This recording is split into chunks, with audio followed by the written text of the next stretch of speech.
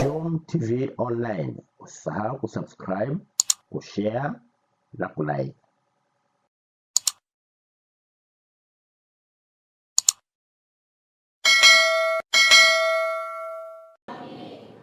Sasa hivi hatuna mashaka kwamba nani hatasoma, kwa sababu serikali tuna uwezo wa kuwapa mikopo wanafunzi wote, hakuna mwanafunzi ataacha.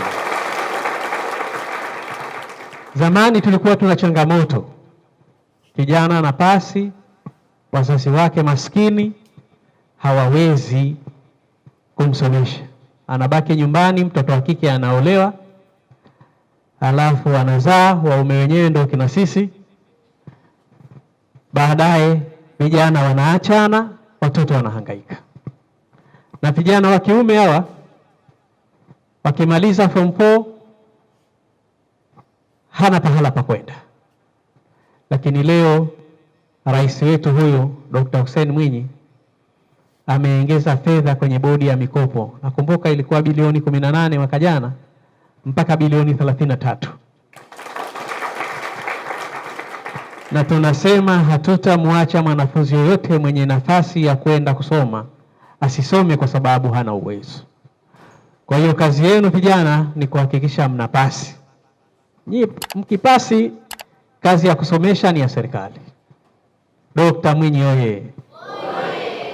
Naamini mtalichukua hili kwa mazingatio makubwa, pamoja na juhudi nyingine ambazo mnaziona tunazifanya kwenye Wizara ya Elimu. Wizara hii ina historia kubwa na serikali ya awamu ya 8. Ukiona miundombinu hii tunaifanya ni kwa sababu ya makusudi mazima ya rais wetu. Nichukue nafasi hii kuwashukuru sana wazazi wa maeneo haya na wanafunzi hawa.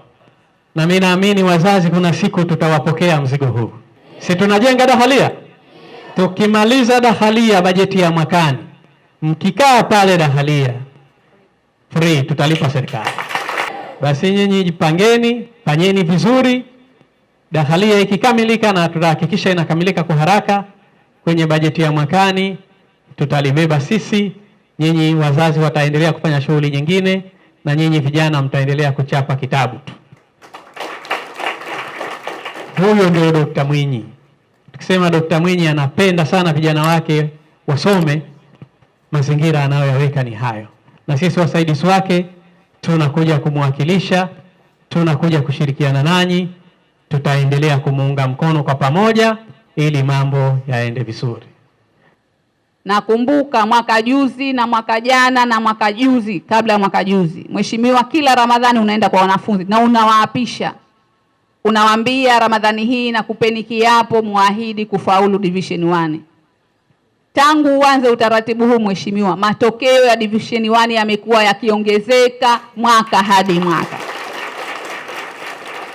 Mheshimiwa, tunafanyia kazi yale ambayo tunawaelekeza, na nichukue fursa hii kuwashukuru wote kwa kufanya kazi yetu kwenye sekta ya elimu kuwa rahisi, ukiwemo wewe Mheshimiwa Makamo ambaye umekuwa mtendaji namba 1 kwenye Wizara ya Elimu, lakini na Mheshimiwa Rais wenyewe. Mheshimiwa, tunakushukuru, na mmekuwa mkituwezesha wizara si tu kifedha, sio tu kimiundombinu, lakini Mheshimiwa mpaka chakula sasa mnatuletea.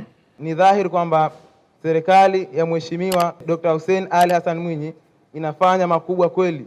Sambamba na hilo, naomba nitoe ahadi mbili mbele yako Mheshimiwa. Ahadi ya kwanza, kutokana na kuwa ujio huu na mkusanyiko huu ni kwa ajili ya kutoa iftari kwa ajili ya wanafunzi, naomba nikuahidi kwamba tutazidi kusimamia na kuongozana ili kufikia lile lengo la kuleta iftari hii katika hii shule, ambalo ni kupata matokeo mazuri mwisho wa mwaka.